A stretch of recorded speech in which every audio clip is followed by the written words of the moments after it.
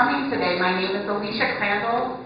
I'm the Education Coordinator at Missoula Aging Services, where we promote the independence, dignity, and health of older adults and those that care for them. I also sit on AARP Executive Council, starting my 4th term. I'm so excited you're joining us today for the workshop conversation on driving in dementia. We have a really diverse group here today. This is a monthly volunteer in service for Senior Corps. We also opened it up to the community and have RSVP members here. So pat yourself on the back for getting here. I invite you to enjoy refreshments, which are compliments of AARP Montana. I also would like to thank MCAT, Missoula Community Access Television. They're filming this event today. I love it when MCAT comes out to film this event. We have a media assistance grant. What that means is for caregivers and people at home, they'll be able to watch this later on the MCAT channel or on our MAS YouTube page. So thank you, Mary, for being here. I also have to thank University of Montana, Montana Geriatric Education Center for the grant that we received to fund the Dementia Education Workshop through their Geriatric Workforce Enhancement Program. So, where's Terry? There's Terry. Thank you, Terry. Thank you. And where's Gail? Gail. And both Terry and Gail will wear many hats in our community, and you're about to learn more about those as we move on. And I also want to thank First Lutheran Church for providing space. Dementia-friendly Missoula. Patty, can you raise your hand? Patty woke us back here with Dementia-friendly Missoula Aging Services. Kathy Peterson is here. We also have Jim here from AARP Montana and Helena and the Senior Corps. So during our break, I invite everyone to visit the table and learn more about caregiver resources in our community. Most importantly, these are all organizations we all have different missions, but we're all here for the same reason today, which is to support caregivers. And on this topic, this is a tremendously complicated topic. It is not black or white. For some families, dementia and driving is a really easy thing. Mom or dad might say, I'm done driving. And for other families, guess what? It's not that easy. So my goal today, our goal, is that you walk away with some tools for your tool belt and some tips as you move forward. So it's my great pleasure to also thank our volunteers who are here today helping, and to introduce Lynn Maloney Cabrera with the Alzheimer's Association. Let me find Lynn's bio. Thank you for your patience. This is Lynn over here. In the purple, always wearing purple. So Lynn Maloney Cabrera is the Executive Director of the Alzheimer's Association Montana chapter. She traveled here today with Whitney, all the way from Billings. She's a Billings native. Lynn prepared for a career as a journalist here at the University of Montana, and then immediately began to work in the nonprofit sector. There she has remained these last 31 years, first in women's health care, then in service to people with disabilities for the last 13 years. She is very passionate about advancing the mission of the Alzheimer's Association, first in Orange County, California, and since then, here in her home in Montana. Lynn and her staff of 4 work to increase awareness and support for the more than 20,000 Montanans dealing with Alzheimer's and their 50,000 family caregivers. The Alzheimer's Association is a key collaborator on the first ever Montana Alzheimer's State Plan. The staff and volunteers of the Alzheimer's Association serve the entire state through an array of strategically aligned programs and services to help those living with Alzheimer's disease and their caregivers live their best life possible. Their mission is to eliminate Alzheimer's disease through the advancement of research, to provide and enhance care and support for all affected, and to reduce the risk of dementia through the promotion of brain health. The Alzheimer's Association's vision is a world without Alzheimer's. So if you join me in welcoming Lynn Maloney Cabrera.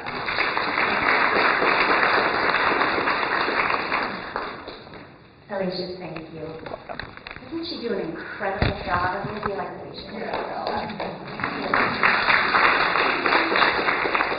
Well, we are so delighted for this opportunity to be here with you today. I'm going to ask my counterpart, Whitney Thompson, our program director, to kill the light. So you can't see me, but so you can see what we're here to talk about today. Before we get underway with that, we do have in front of you just a couple of important pieces of paper, so let me draw your attention first to that. Number one is some data collection that we're doing. You know those numbers Alicia shared, 20,000 Montanans living with Alzheimer's. We're not exactly sure how many are living with other types of dementia. 50,000 family members providing their care. We're trying to get a grip on how many of those folks we're actually touching. And that will help us identify how many we have yet to touch. So give us some information, give us your data. We'll gather those at the end. There's a handout in front as well. It's just a tip sheet about what we're here to talk about today. And I think they've done an incredible job with the lineup of who you're going to hear from, what you're going to hear about. Not surprisingly, this information builds on itself. So you might hear me say something and then hear it reiterated later. That's because all of this is just so incredibly important. And like most things that none of us have ever done before, we do not come innately well suited to this task. If we're a loved one caring for somebody with Alzheimer's or a related type of dementia, a loved one caring for somebody with any sort of cognitive loss, we're typically in that role because our heart has brought us to that role. Our sense of duty, obligation, responsibility, privilege has brought us to that role. We're not at that role because we became trained, right? Because we took classes and we know how to do it. We're all just doing the very best we can. So the first thing that we are quick to point out is we want to extend our grace umbrella onto all of you and give yourselves permission to try and fail and try again. But give yourselves permission to be okay with that. Okay? And what I'll be sharing with you today as we're talking is a lot of my own personal failures in this effort. My husband, as many of you know, has frontal temporal dementia. At age 55, it's unfortunate, but it's also been an incredibly important learning opportunity for me of what it's like when somebody I love is no longer able to work, no longer able to do the things that they once did, the things that once defined them, because of this disease in the brain. My dad has vascular dementia, a whole other flavor of this. And so let me kind of picture this for you. Picture an umbrella. And that umbrella is dementia. And underneath that dementia umbrella are many, dozens and dozens of kinds of dementia. And Alzheimer's is the most prevalent type of dementia. 60 to 80% of everything under that dementia umbrella is an Alzheimer's dementia. But as I said, there's dozens more. My husband's frontal temporal dementia, my dad's vascular dementia. There's mixed dementia, because sometimes they come in different flavors. A little bit of the vascular dementia with some of the more traditional age-related Alzheimer's. It matters to know what you're dealing with, not because it changes what you're dealing with, right? But it changes your ability to respond to it. And I think that's what brings us all here today, right? We want to have a greater ability to respond to this for our loved ones, maybe for those that as a volunteer we support, for those that we teach, so that we can add more information to what they're learning. So I appreciate that you're being here with us today. Allows us to extend awareness, increase understanding, because at the end of the day, ladies and gentlemen, Alzheimer's, dementia, everything under that umbrella, it is not normal aging. And part of the work that we feel so passionately about, that I know our friends at Missoula Aging Services and Dementia Friendly Missoula And they are key, and all of our colleagues and friends understand Alzheimer's is not normal aging. Dementia is not normal aging. And as long as we embrace it as not normal, then we have a hope for creating a world without Alzheimer's. And that's really what we're about. So let's talk. Oh, Nancy's getting me a clicker. Nancy. Let's talk more about dementia conversation.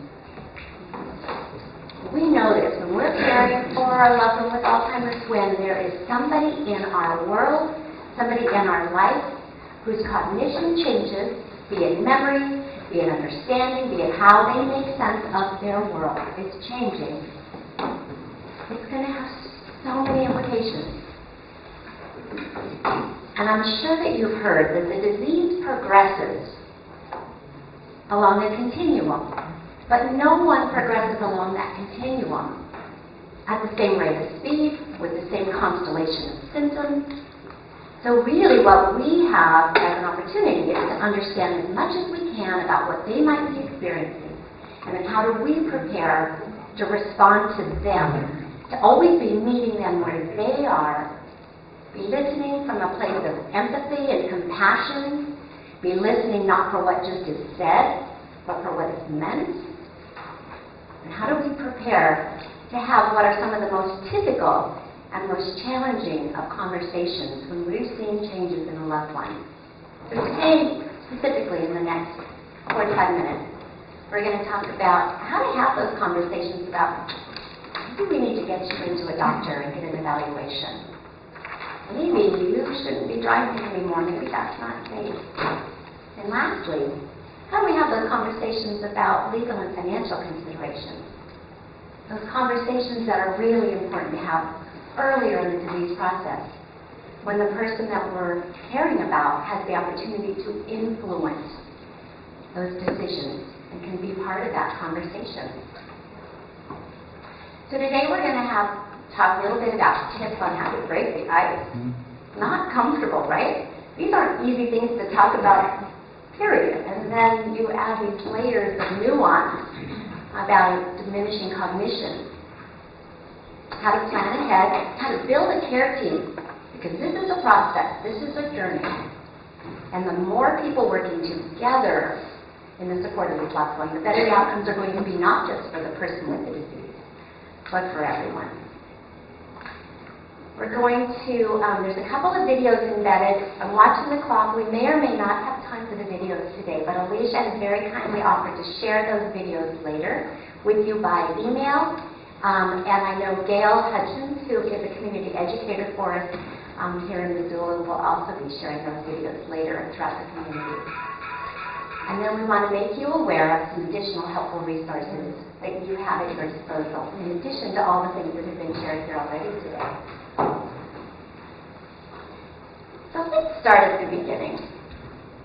How many of us have seen in a friend, have seen in a loved one, those early, maybe not even early, they've been going on for some time, but those concerns of like, damn, maybe Dad shouldn't be driving anymore. Maybe there's scrapes on the car. Maybe it's just abundantly clear that sense of direction is off. Maybe it's taking him longer to find the family get-together, right? Those are all red flags, right?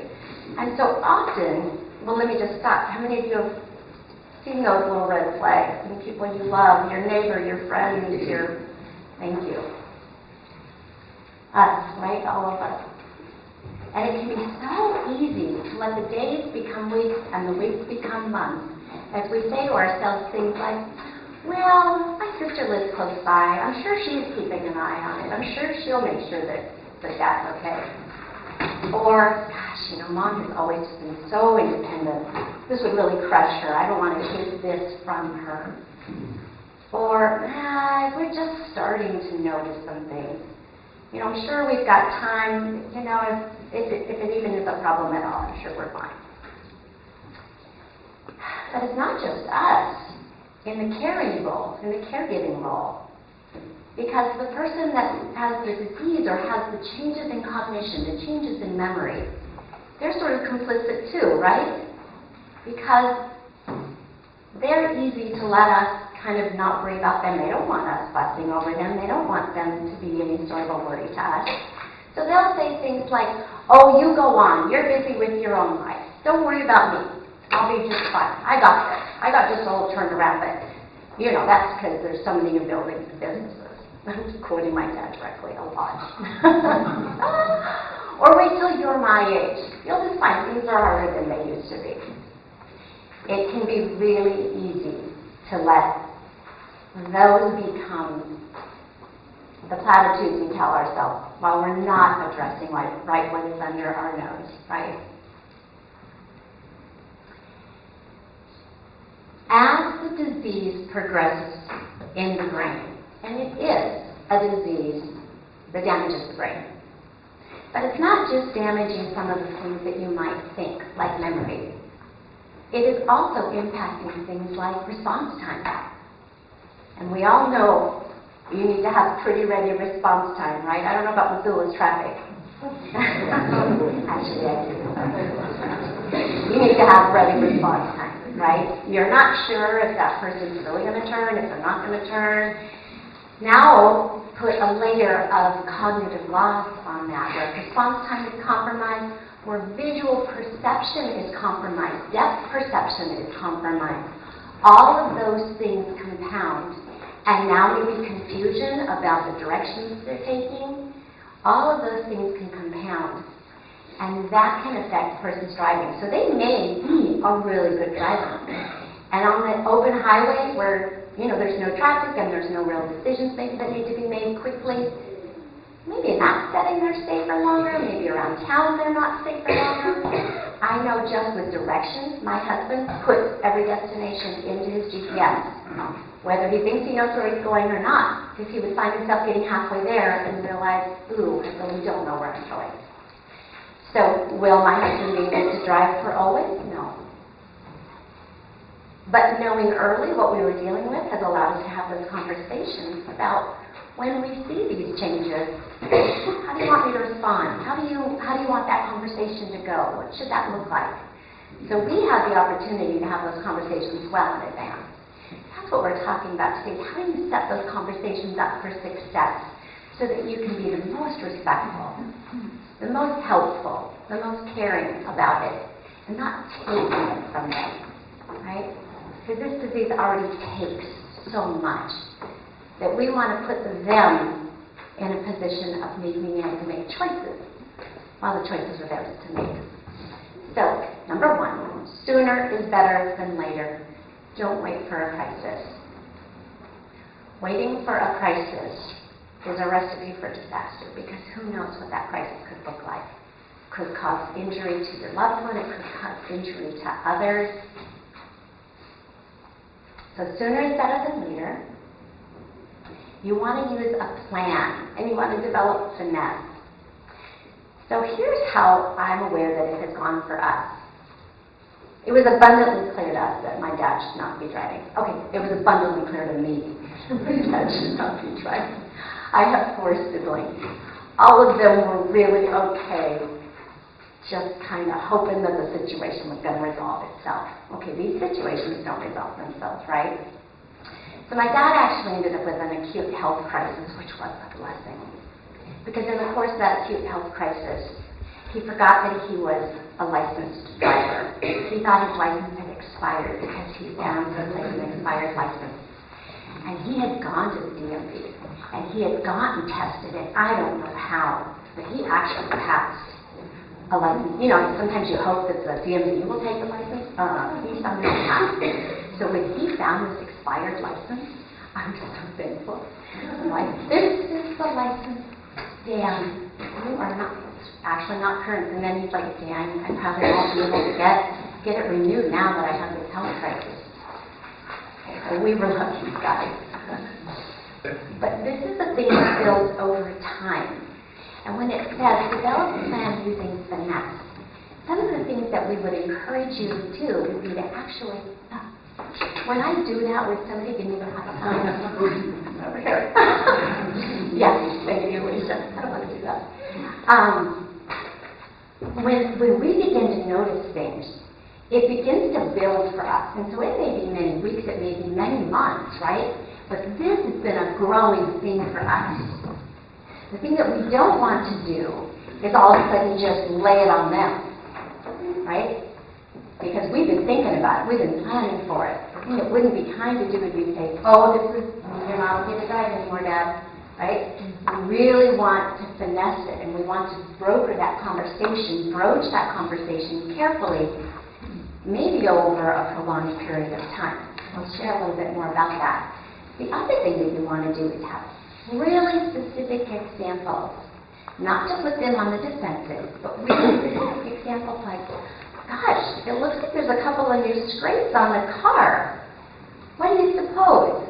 And just begin that conversation. Or, you know, Mom, when we were driving to the store the other day, I noticed that you cut that lady off in traffic. I wonder, are you able to see okay? And just gently, gradually initiate this as a point of conversation.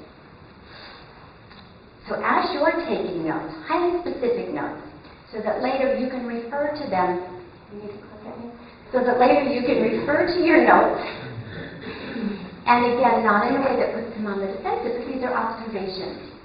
And not, you did this, but I was worried when we almost hit that car. Or I worry a little bit about your safety because it feels like maybe your response time is a little slower. Again, things that don't put them on the defensive. But you also want others in the care team, be it siblings, be it neighbors, be it relatives, be it other caregivers. You want them to become eyes and ears for it too. It's so important that everybody is on the same page around this. And recognize that because you've taken the time and effort to get smart about this, to get information about this, that's probably not true for everyone. So the more you can become a conduit of information and really sort of raise everyone's level of awareness and consciousness and understanding, the stronger the outcomes are going to be for the person that you're caring for, but also for all of the people that are providing that care.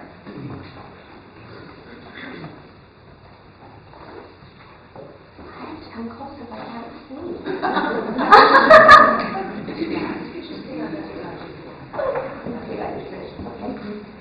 No, you definitely do want to practice in advance. You definitely want to try different language.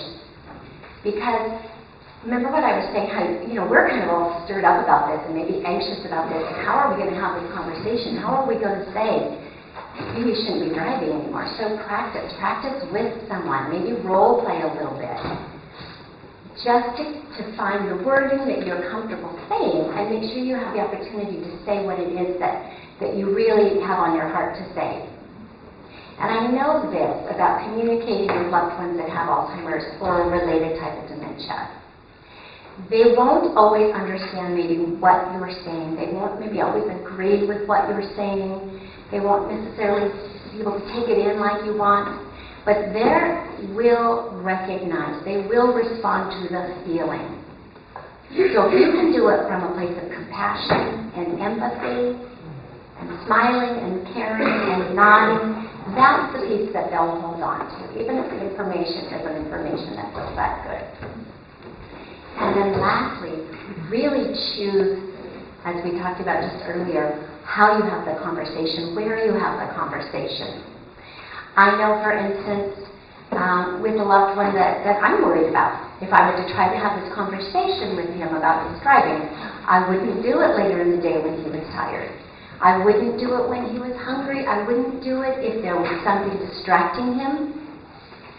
I would really be careful and take my time when that person is well rested, when you believe that they're sort of in the right space, when I'm calm. I'm not going to try to do it at the end of a work day.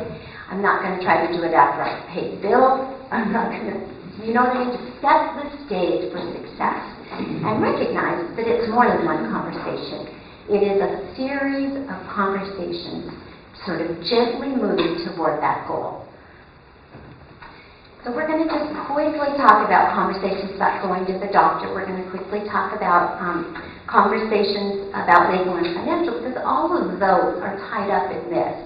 And then we'll have just a little bit more conversation about the driving and dementia, which is today's topic. So what are some of the reasons that somebody might be reluctant to go to the doctor? If you're a person that's living with Alzheimer's or related dementia. Their fear that they're going to lose their time that's up. Just like my husband was afraid he was going to lose his driver's license and stuff. But he voluntarily, on his birthday, decided, yeah, go get it renewed, and he decided on his own he was not going to do it. Wow. Anymore. And I'm sitting there, thank you. Because I see him a few days earlier driving when I was at work, and I'm sitting there, oh, no. We got to do something. And then he helped you by doing it himself. Were you able to hear that? No. Forgive me. I will not do that in the future. But Trish just quickly was telling us that her husband was concerning her with his driving, and then of his own volition, on his birthday, he essentially surrendered to you and saved you that. Instead of all this fear, anger, and stigma, just say to the person who has Alzheimer's, they go get the physical. Instead of saying, I'm going to check for if you have a dementia, yes or no. You don't have to mention it. Right. Just say it's your physical, and the doctor can check it out. So all this fear, anger, and stigma, they don't exist anymore. That's well said. Thank you. I mean, why create this problem when they don't exist? Hey, Pops, it's your time to go see the doctor for your physical. That's right. Shot, yes or no? That's exactly right. Thank you. And so, I'm sorry, your first name is? Sam. Sam. So as Sam pointed out, fear, anger, and stigma can be things that keep people from wanting to go to the doctor. It can keep our loved ones from being comfortable with that, because I'll tell you that we actually have research that supports this, that people who have cognitive loss, especially early in the process, are aware. They know. And so you maybe have heard those really poor jokes. Well, what does a person with Alzheimer's do? They don't know what's going on. It's like, oh, that's so cold and wrong. They know. And it is that fear. It is that anger or sadness that might keep them from really wanting to have that confirmed or verified. And there is still so much stigma around this disease.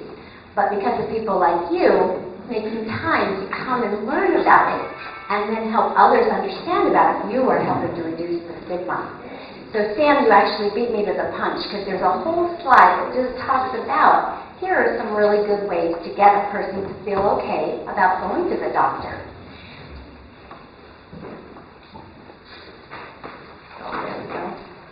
So use words that are the most comfortable for the person. Sam, you put it right on the nose there. You wouldn't say, I'm worried you have dementia, let's go speak. Right? Alzheimer's, that might not even be a word that they are aware of or comfortable with. In your lifetimes, you have all seen cancer go from a word that we did not say out loud to a word that we talk about very comfortably, correct? In many people's lifetime, Alzheimer's, dementia equals senility, right? Equals something that was very negative, very pejorative, and not something that people were comfortable talking about. We're changing that, but right now it still is a bit of a barrier. So don't use those words that are going to be immediate roadblocks to success in this conversation. Use words instead like, it's just time for you to have your evaluation. It's just time for your checkup. You can also suggest the Medicare annual wellness visit. Is that something that you're familiar with? I'm so happy that you are. At age 65 and beyond, every year Medicare covers an annual wellness visit. One of the key components to an annual wellness visit is a brief cognitive assessment. Yet we found that in less than 20% of visits is it actually happening. So we've got some work to do on that front. Doctors are telling us that they can see too that cognitive assessment's important. Many of them are uncomfortable doing it. They're not really familiar with how to do it well yet. But a lot of them, a number of them are saying it's because patients aren't bringing it up. And patients are saying doctors aren't bringing it up. So what's happening is nobody's bringing it up, right? So if we can start the dialogue, we can help maybe people get a more successful outcome there with their annual wellness visit. So that can definitely be a thing there. Like, I know my dad is very mindful about what everything costs, and those doctors just want my money. No. But Medicare, Dad already covers it. And you earn Medicare already in your career. So it's already paid for. You don't have to worry about that. If there still is some resistance to going to the doctor and getting this evaluation, don't put the focus on the evaluation. Put the focus instead on, hey, let's go and get your annual checkup. And then after, let's go to lunch at that place that has those good cinnamon rolls. Well, that would be all it took to get my dad to go, would be those good cinnamon rolls. And maybe that's more where the focus is, more the energy is on, we're going to go and spend the morning together, right? When you go to the doctor, when you're there, it is so important that you have prepared well for that time. Because the very last thing you want to have happen is for you to show up, the doctor not to ask the questions that need to get asked, your loved one to be fully on their game, right? And this happens, and they're nodding yes to all the questions and responding really well. The doc's like, hey, you know, they've known this person for 10 minutes, and they're like, hey, he seems good to me. No, what you're not seeing are all the things that are making me so nervous. So we actually have a worksheet, and it talks about the 10 warning signs, like failure to be able to track appointments and things well, a loss of interest in activities that they once enjoyed, difficulty discerning day and time and season. And so to come well prepared for that appointment with this checklist gives the doctor a real 360 view of these are the specific concerns we're seeing. So you're not in that appointment and out of that appointment and don't have any satisfactory answers or information. You can also let the doctor know, or his nurse, before you go, that this is a concern, this is a chief concern, and so they come into the exam room prepared to have that be a focus. If there are others involved in the care of your loved one that want to contribute information, this would be a time to do it. If they want to be at the appointment, this would be the time to do it. In the space of that appointment, it's really important to not speak up for the person that you're there for. It's hard to watch them not succeed at those questions, but it's really important to sit and listen and let the doctor have that interaction with your loved one. And then share information that's valid, but not speak for your loved one, right? So the last thing we're going to do is tell you why. But we don't call it a lie, we call it a therapeutic fib. This comes back to compassionate communication. I was really trying for a long time to get my dad into the doctor because I knew something was going on. This is a man that hadn't been to a doctor in over 60 years. So what did I think I was going to do? Get us to change his mind after 60 years. So I would always lead with here's the doctor that I'd like you to go see. She's wonderful. And she's Asian. I showed him a picture and he goes, well, now what's that little chink going to tell me? I'm like,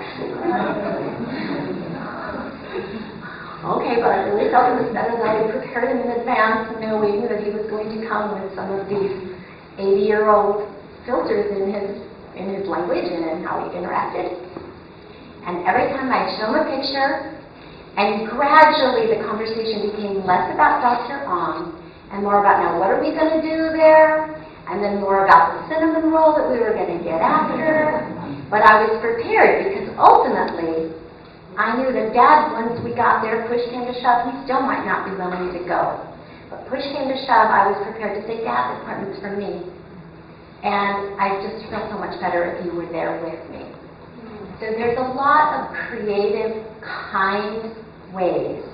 But realize that in the care of your loved ones, friends, neighbors, families, you can be right or you can be kind. And we've maintained that in the care of everyone, time is always better. So really think creatively beyond the what is the here and now and the task that needs to be accomplished.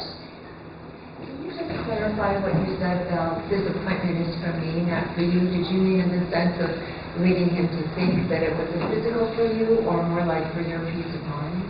Thank you. Thank you for that clarification. And the question was, did I mean this appointment is for me, not for you? Was that for my own personal needs as a patient or my own peace of mind as a daughter? Frankly, depending on how progressed your loved one is in the disease process, how they're reasoning, how they're rationalizing things, I would probably have the opportunity to play it out both ways a couple of different times, and you really have to be prepared for that. I have a feeling he would more respond to, this is an appointment for me, your daughter, I would feel better if you were there with me. But I could also do it the other way, and he might respond to that. So what you know your loved ones most well. You know what are those things that they respond to. You also know those things that are their triggers. And so while we do want you to come from a place of integrity and authenticity, we also know that you're going to have to read your loved one, read where they are in the disease process, read time of day maybe makes a difference, and really meet them where they are. Again, if visual cues are helpful, one of my brothers created a cheat sheet for my dad. And so it reminded him of very specific visual cues that are helpful. If a person were in the much earlier stages of the disease, this is a very different conversation. It's probably much more of an actual dialogue. And there where you want to, let me go over to this. There where you want to do is if they're in the earlier stages of the disease and you really feel like this is a conversation that they are able to take part in, you want to poise the questions in ways that give them a chance to respond from their experience. So, for instance, I will say to my dad, tell me, did Grandma drive always? And that gives him a chance to reflect on, oh no, there was a long time there she shouldn't be driving. There was that time she drove home from church with the trunk up, and she had one of those massive trunks, so there was no way that she was a safe driver. But by introducing the conversation and setting it in a context where he can reflect from his own life experience, it gives me some kind of clues, some sort of insights into both his experience, things that I can ground our today conversation in, and things that later might be helpful, because this is more than a one-time conversation, right? So as we're talking about, maybe it's time for them to hang up the keys.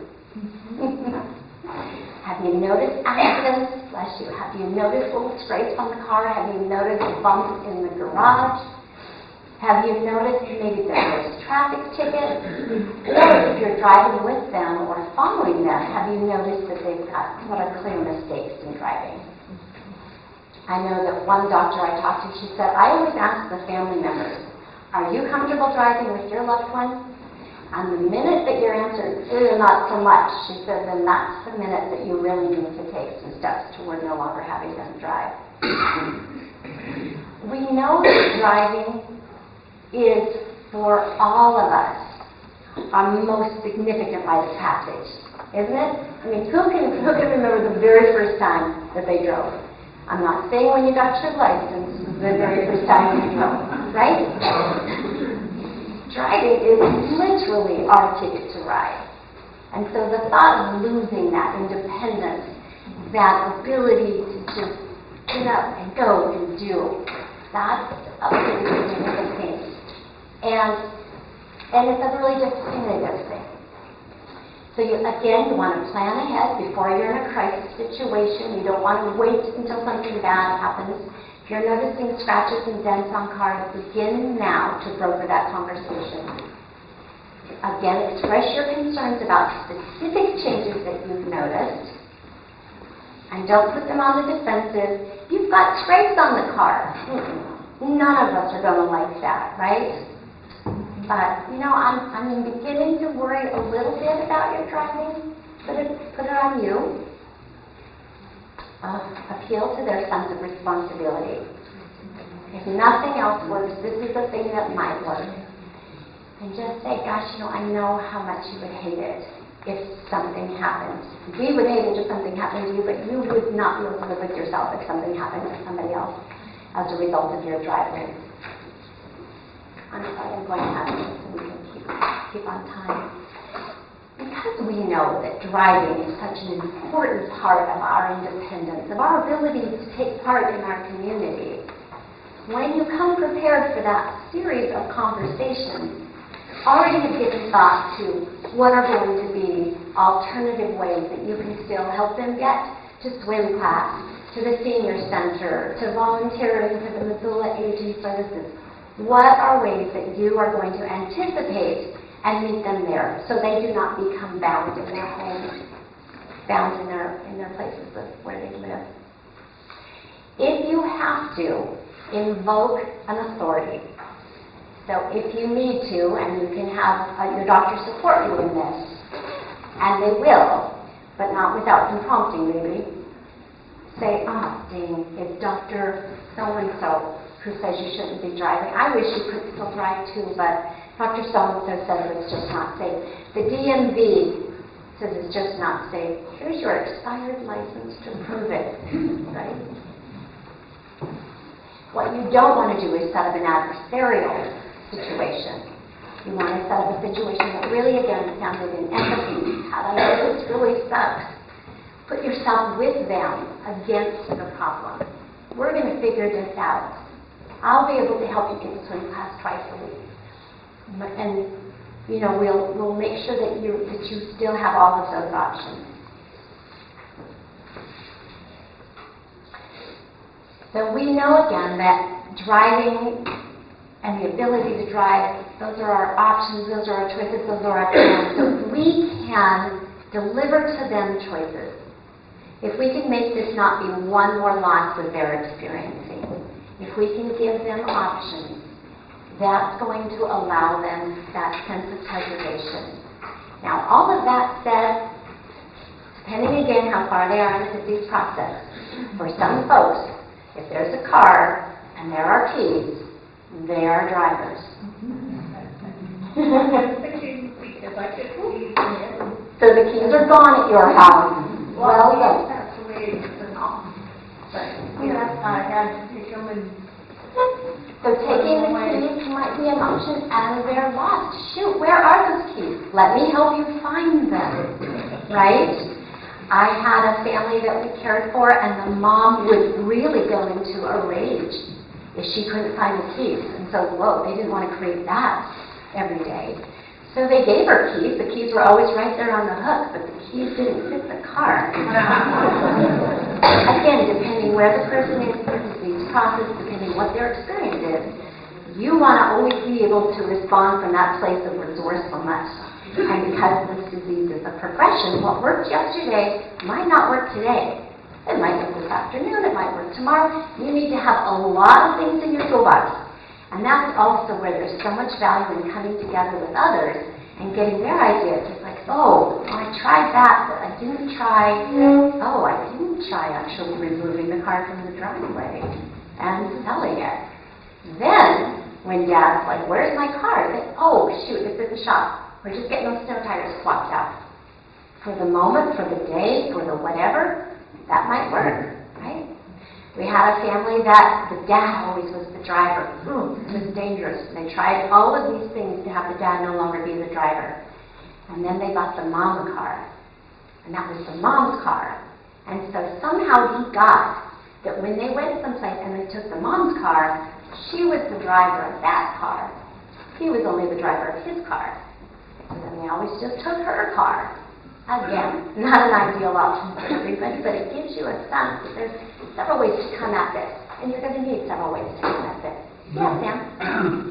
In the option, can you use another member's family to, instead of having Dad drive the car or the accident or whatever, use the granddaughter who needs practice?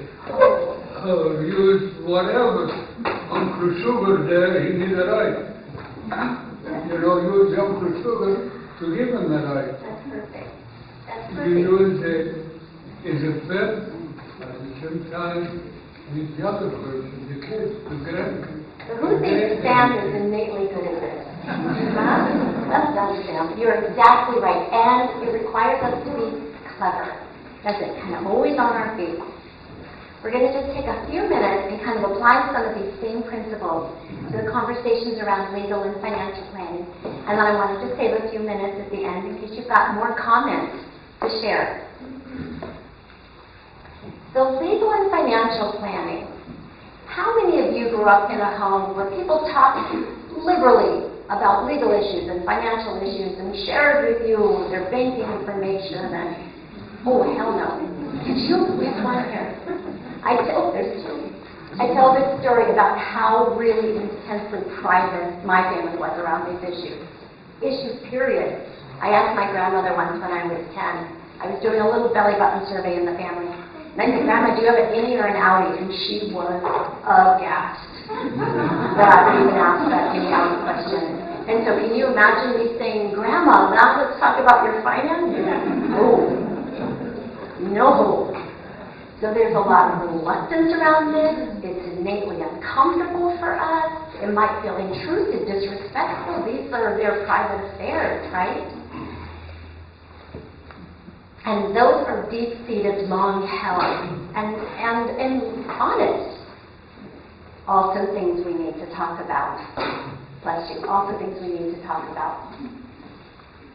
And earlier in the disease process is better in terms of having these conversations because you want to get well in place as many of the legal and financial matters as you can, from the durable powers of attorney to the medical powers of attorney to just where all do you bank, what accounts do you have, what automatic transfers are in place, what income is coming in, what expenses are going out, who owes you money, do you have life insurance policies we should know about, long-term care policies we should know about.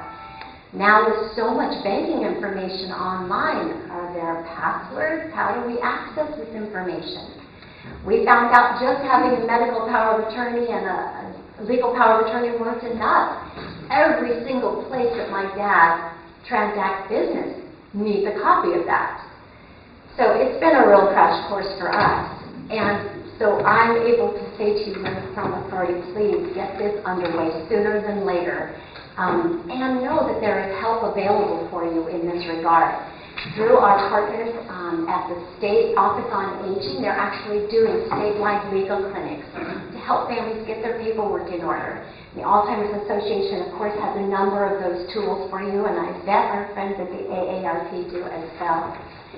So begin by explaining that you're in this together, these legal and financial considerations. We want to be able to help you, Dad, as well as we can. So we just need some information. Again, start by asking questions, gathering documents. If it's a sensitive matter, you're not going to be able to sit down and do it all at once, right? You're going to need to begin to broker those conversations. For instance, when my dad clearly began to have difficulty managing his own affairs, we got him talking about, well, what was it like when Grandma lived with you? And who paid Grandma's bills? Again, just to kind of broker the conversation first about somebody else so that we could learn from him some of his attitudes around it, some of his beliefs and experience around it, and then we could build our responses to him accordingly. Again, explain that these are all standard plans that everyone needs to address. And that it's just part of the process, and that we want to be able to make it as successful as we can for you, Dad.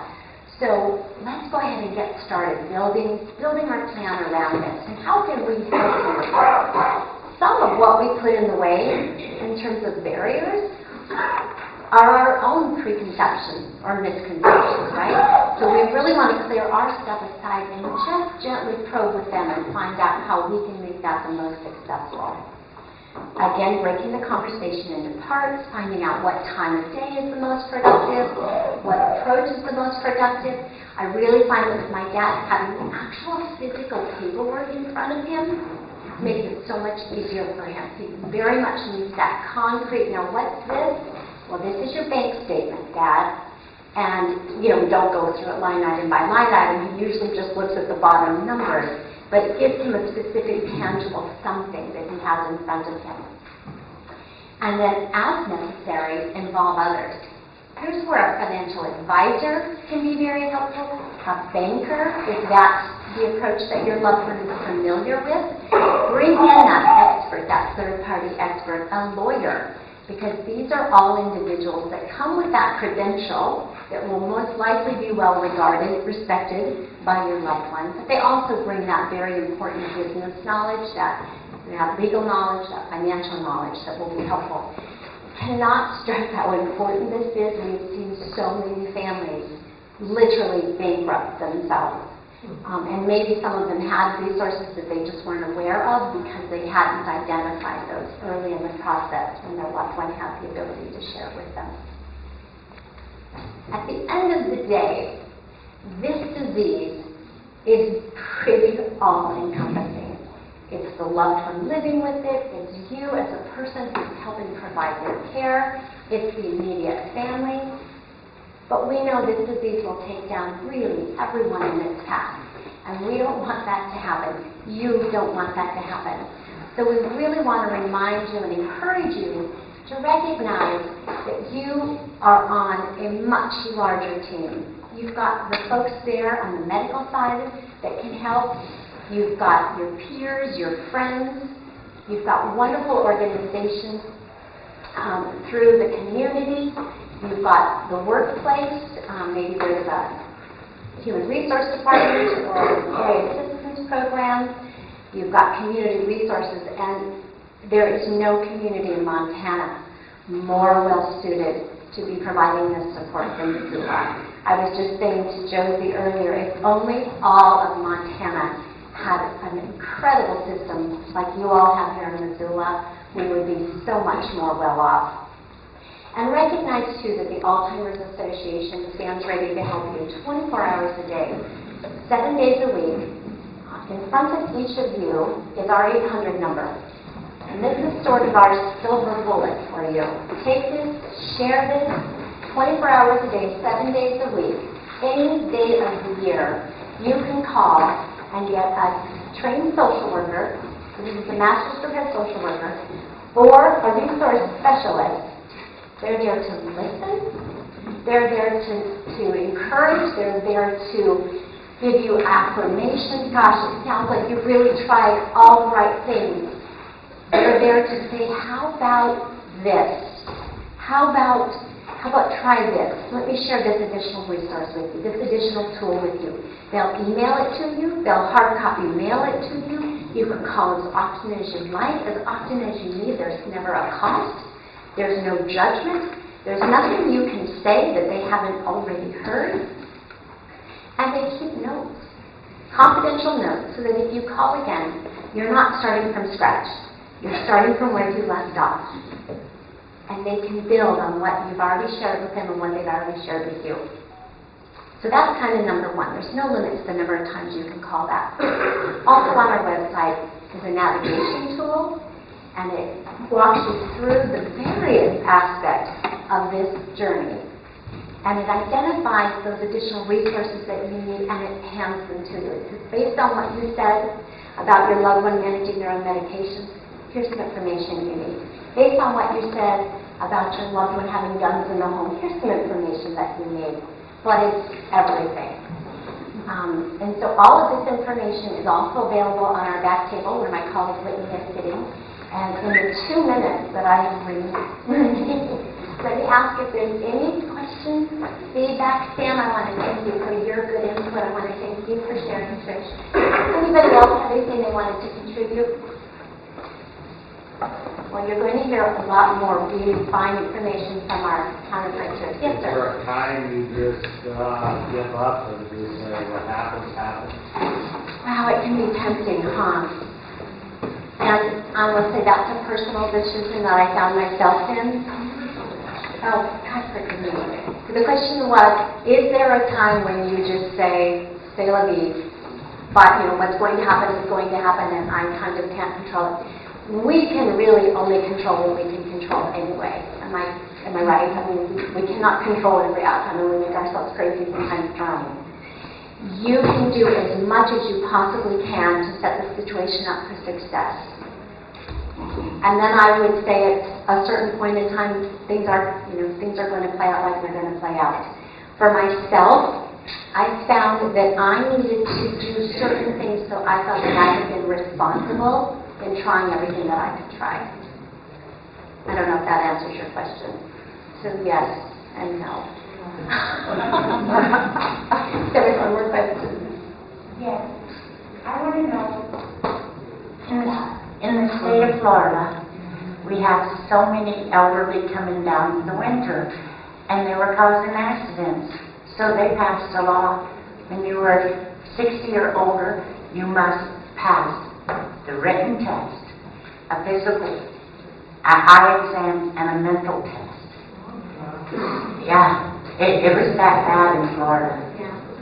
And it was that bad in Florida, and you can see why. I would be surprised if Arizona doesn't follow this suit. I would be surprised if increasingly more and more states don't follow that suit, because this disease currently has no way to be slowed down or stopped, and our population is aging. And while Alzheimer's is not normal aging, did I say that already? Not normal. Age is the greatest risk factor. So as our state, and it is aging, we're going to be soon one of the greatest states in the nation, that I had not heard about the legislation, but I can certainly see where there's merit in it. We have time for one more comment. Oh, good. It'll be mine. I just wanted to add some more to his question, because sometimes you just have to accept that you've done everything that you can, and I have a really good home that ended up in a memory place here in Missoula, and that was the hardest choice. That is the hardest choice, either a memory place, a hospice place, or a hospital, because you and your family are unable to. You reach a point where you just can't. Yeah. And it's not your fault. I appreciate that. I appreciate that feedback very much. And we recognize that it is a very isolating journey. Being in those shoes, being in any shoes, it's a very isolating journey. Please know that you're not on this road alone. You've got incredible support here in Missoula. You've got the dementia-friendly Missoula folks, you've got the AARP folks, you've got the Alzheimer's Association. We're here to help. And you've got each other.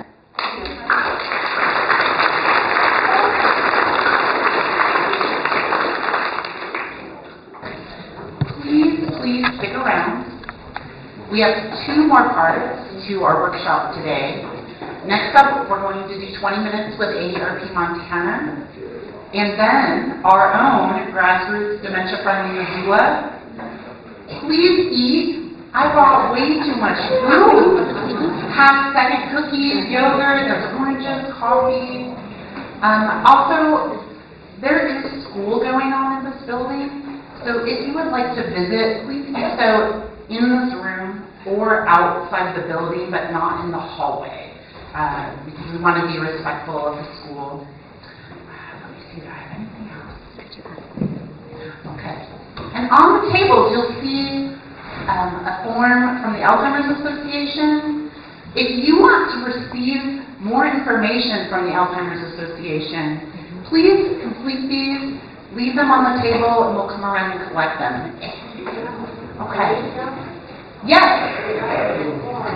There is a box where you can check. And there is a box where you can check you do not want any information. Thank you. Enjoy your break. Visit table. On your table, you will see a half sheet of paper. This is our our image and voice release permission form.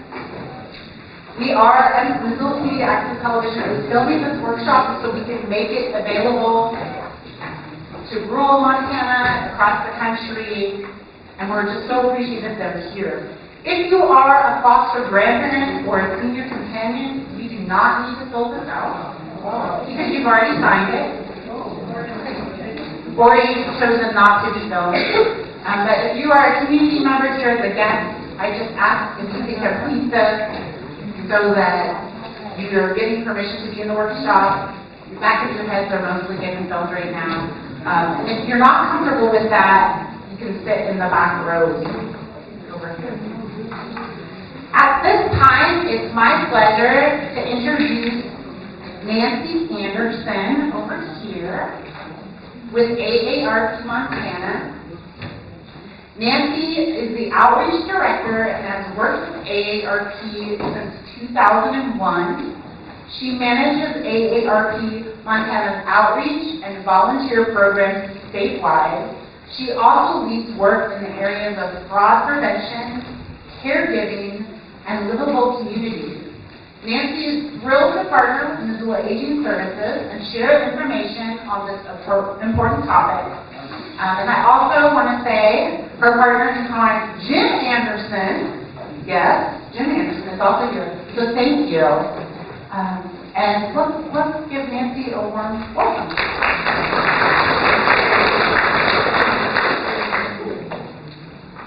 Thank you so much. It's really a pleasure to be back with the Missoula Aging Services Group. And I've spoken to the Senior Corps of Volunteers before, and I really enjoy sharing information with all of you. So I am going to take a little pivot this morning, and my presentation is going to be slightly different than I had originally planned. And the reason is because much of what Lynn reviewed was what I was going to go over. Now, I was going to address driving and having those tough conversations just with older drivers, period, not with those with special dementia challenges and disease issues. But really, it's much the same. And I'll make a couple of points that I would just like to emphasize at the end of my presentation. But before that, I think one thing that AARP does really well is provide resources and services. And so we've got a lot of great information up here at the table, but I just want to go over a little bit of it with you so that if you didn't stop by, you'll know that it's here. I can always make it available to groups or individuals if you don't pick one up today. So you all may be aware of our safe driving class. It's taught by volunteers, taught all around the communities across the nation. And it's a very reasonable price. There's a price for AARP members and for non-members. You can take it in the classroom, or you can do it online. Now, typically, when you've taken this class, you get a certificate that lasts for 3 years. You take that certificate to your insurance company, and by law, in Montana, your insurance company must give you some kind of a discount for taking that class. And the discount lasts for 3 years. So I know, especially you senior companions that, drive other folks if you want to get a little break on your insurance. But more importantly, learn some good tips. Boy, cars have changed since I took driver's ed, don't you think? And the road rules have changed. And we have changed. So it's always good to get just a little refresher. It's a 4-hour course. I found it to be interesting and fun. And so my insurance discount is just kind of a bonus to me. But on the back here, you can call a telephone number, a toll-free number, or go online and just put in your zip code, and it'll populate the classes around your area. So you can do that, find one that fits your schedule. If one doesn't fit your schedule now, check again in a month. Go in there and find out where they're being given around the area here. So wanted to point that out. Lynn spoke at the end of her presentation about care planning and kind of starting those tough conversations to find out, where does mom bank? What's the life insurance policy? What's her medical supplement? The things that if you were to need to keep her business going, if she were ill or in the hospital or no longer able to do that cognitively, how do you keep track of all that? This brochure right here is called Prepare to Care, and in the middle of it is a checklist where it just has blanks where you can write all of those things in. And I have loved this brochure over the many years that I've worked with AARP. I think it's one of the strongest pieces that we have. And so I've always talked about it when I'm out in communities. And sometimes people are really wonderfully happy to share their information with their loved one. My mom was that way. She said, I want you to know everything, all of my business, so you can help me out. Some people don't want their kids to know all of their business until it's time. So I suggest fill it out. Put it in your underwear drawer. Tell your kids that if I'm in the hospital, all my important information is in that underwear drawer and that you can help keep things going. At the time that I did this with my aging mother, I had a single adult daughter with children.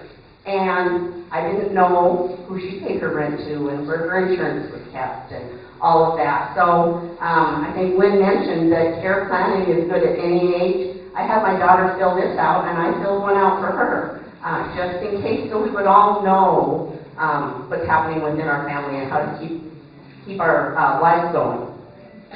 So that's a great piece.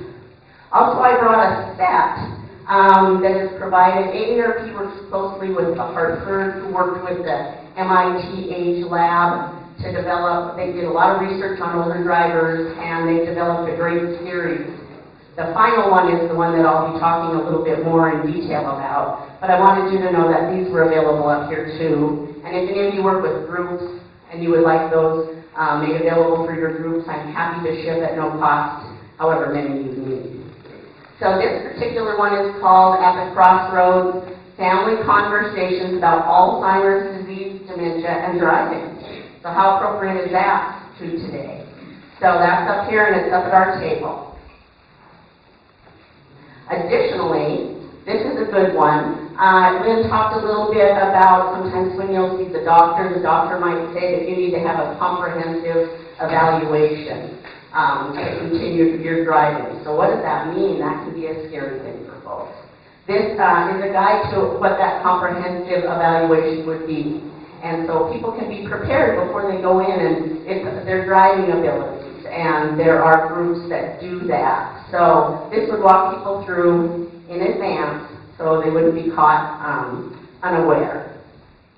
Another one that I really like, I guess just personally, is this one. It's a widow's guide to buying, selling, and maintaining a car, which sometimes we're thrown into that situation. Maybe our husbands have taken care of our vehicles all our lives, and it's kind of new ground for us to break. So I love that they break things down here for those of us who might be taking that over for the first time. So with that, I'm going to speak about we need to talk.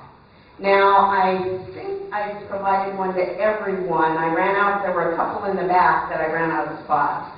So if there's an extra one in a place where someone's not sitting, it looks, Alicia, like there might be one right there. And I'm happy to share this one as well, back in the back.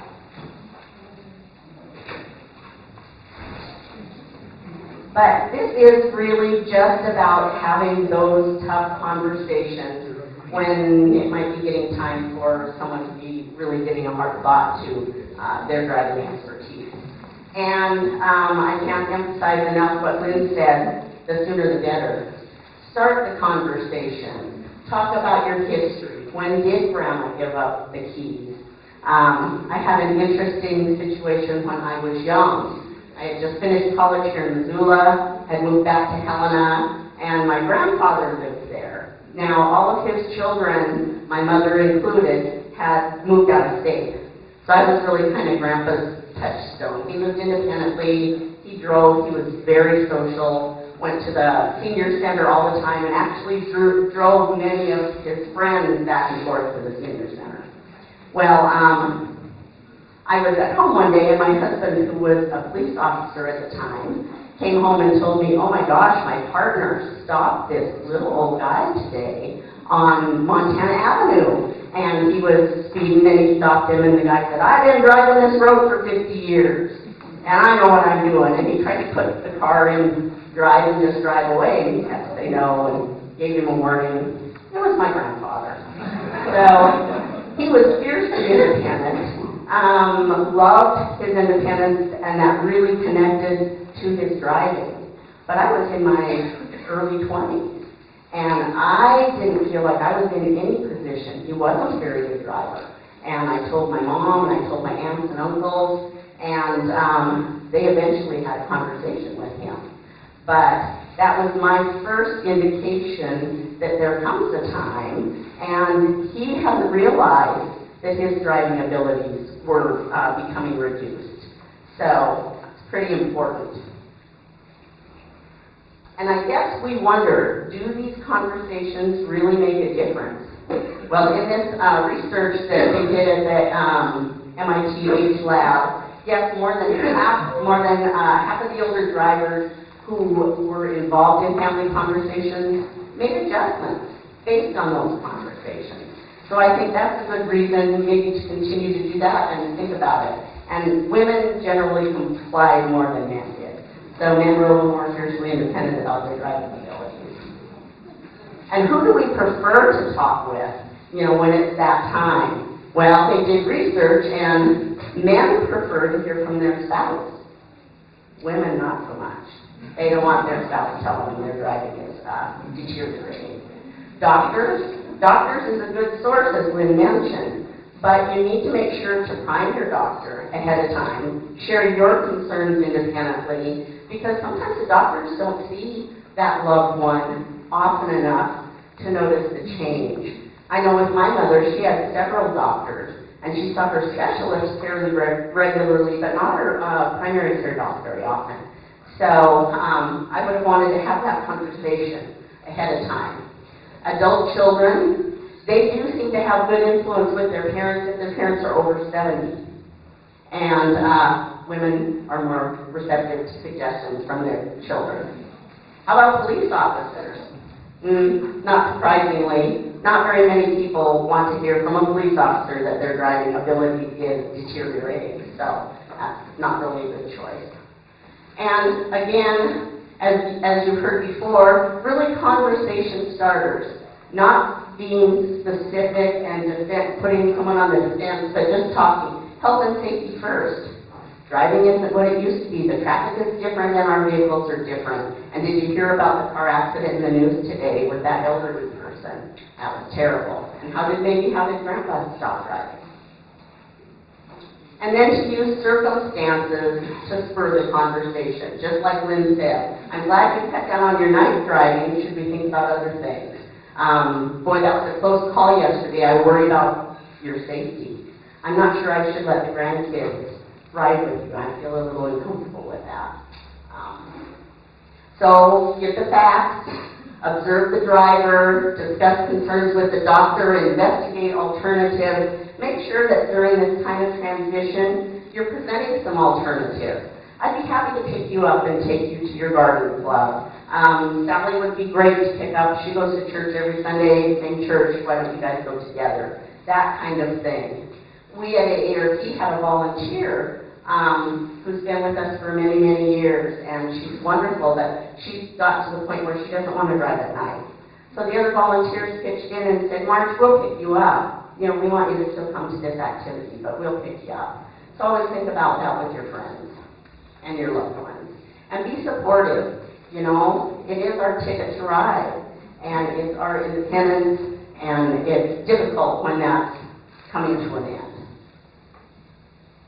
So always help the older adult to find alternatives, figure out the bus system. We have a dial-a-ride system in Helena. I think you guys have much better public transportation here. So investigate that, figure out if that's a good alternative. Also now with some of the ride-sharing apps, those are a little bit nicer than, and a little less expensive. And point out, it's expensive to own a car. To get the insurance, and even if it's paid for, and the registration, so you could save a lot of money if you didn't have to keep this car. And I remember my mother paid for parking at her assisted living for a number of years. She wasn't driving, but she didn't want to give up that car. So that was really an eye-opener for her. And start the conversations today.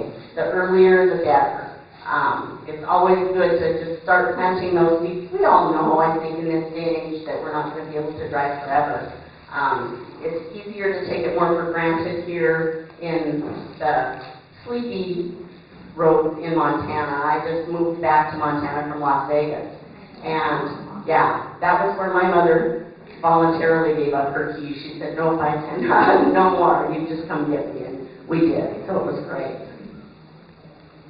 But I wanted to point out the 4 different pieces. I have all those up here at my table. And remind you about the Safe Driver course. It's really a great class. It's taught by volunteers. It's a lot of fun. It's only 4 hours. There's no actual driving test. There's no written test. Just by going through it, you get certified. You get the information that you need. And the Prepare to Care, the driver safety pamphlet. And here's how you can get a hold of me. So with that, I've saved a little time, and we can turn it over to the rest of the program. Thank you, Nancy.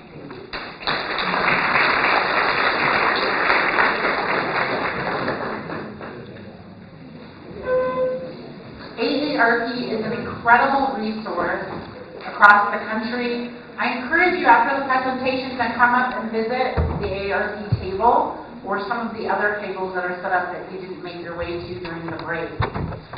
Now it's my pleasure to get to work on introducing the first tier of dementia-friendly Missoula. I'll let them describe who they are and what they do. I would like to introduce, my job is to introduce Connie Bauer over here. Connie has been a caregiver, now an advocate, and is a semi-retired occupational therapist with a particular interest in helping elders achieve their best ability to function in the community. Connie has primarily worked in community health and community mental health. She joined Dementia Friendly Missoula as a way to promote community and caregiver support for those with cognitive disabilities. So join me in welcoming Connie. Thank you. Before I introduce our panelists, I'd like to introduce Patty Holcomb.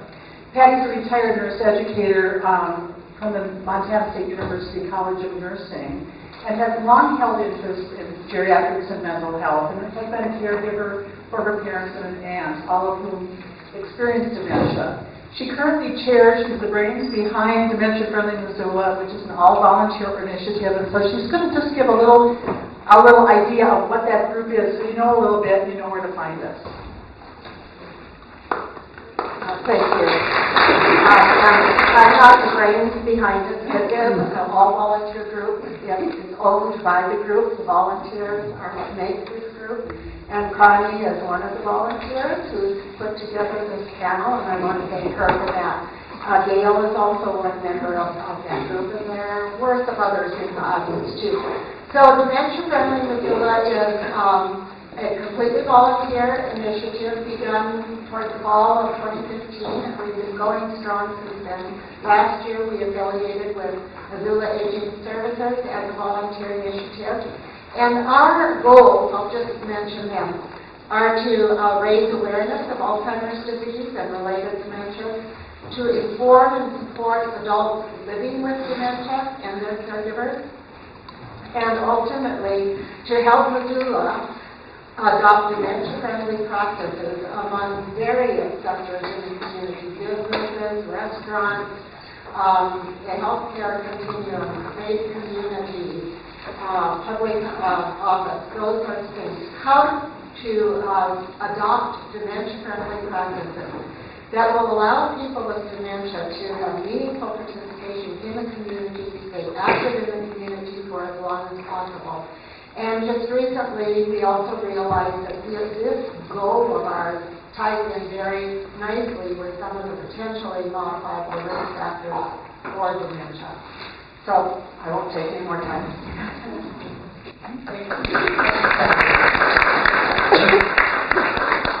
So we're going to introduce our panelists, and they'll do a short presentation, and then we'll leave room for questions at the end. So I'm going to ask Brian to speak first, but I'll introduce you first and go through everybody. Brian was surprised to find out that his brother was struggling with dementia in 2015. His brother Steve is single, lives in Houston, long way away, and has worked for NASA his whole career, and was recently retired. Brian has durable and medical power of attorney for Steve and has been overseeing his brother's care from Missoula. So He adds a dynamic that is true for many of us who have family elsewhere. He's had tremendous assistance from a care manager and caregiver agency in Houston. Also, he and his wife Kathy present the kitchen table conversations with Missoula Aging Services, and they assist families of every background and issue dealing with issues related to illness and end-of-life planning. So he's going to do a presentation. Gail Hutchins, in the middle, is a retired professor from the University of Montana School of Pharmacy, but is teaching still in the gerontology minor program at the university. She serves on the Alzheimer's Association Montana Chapter Leadership Board and is a community educator.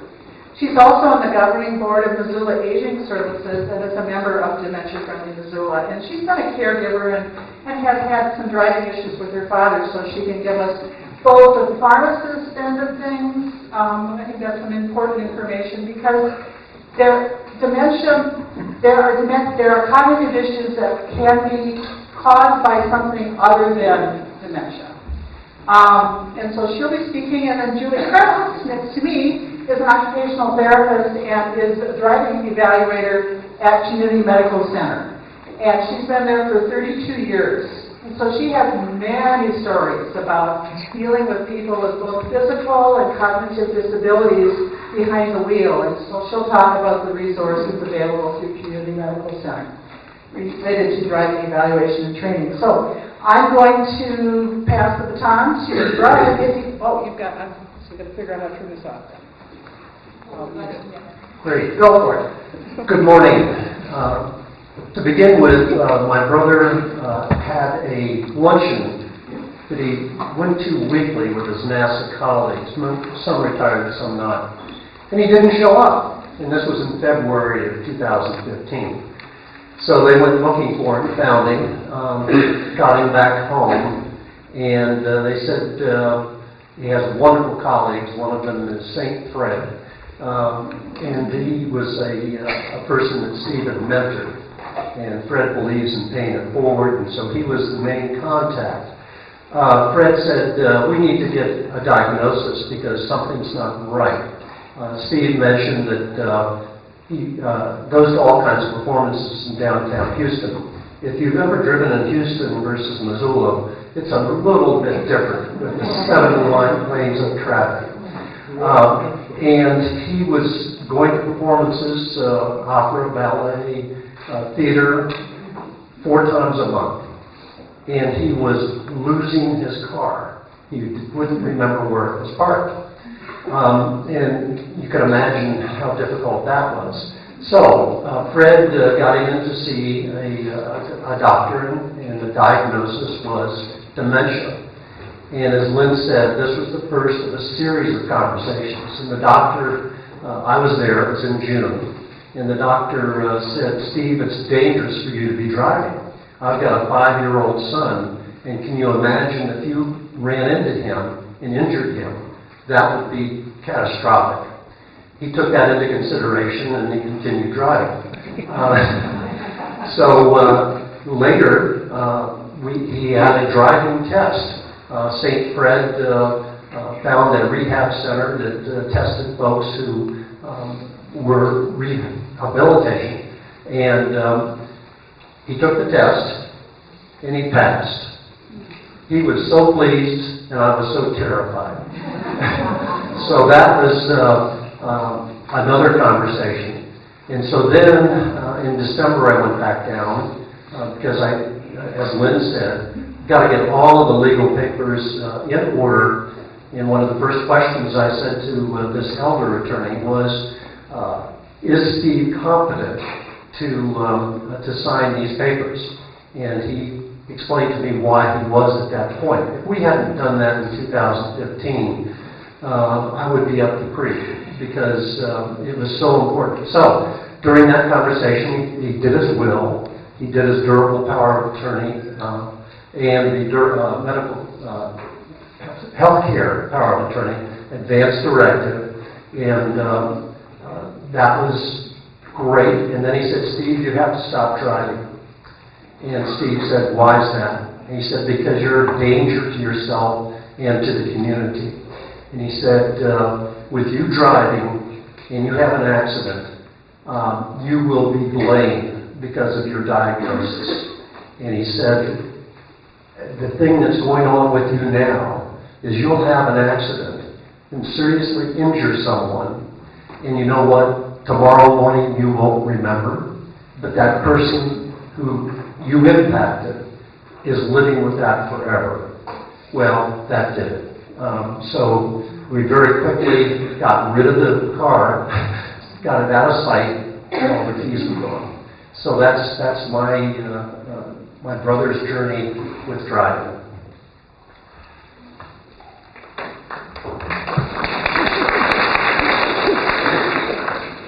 Do you want me to talk a little bit about my experience with my dad and then go into the other? I'm kind of a two-parter here.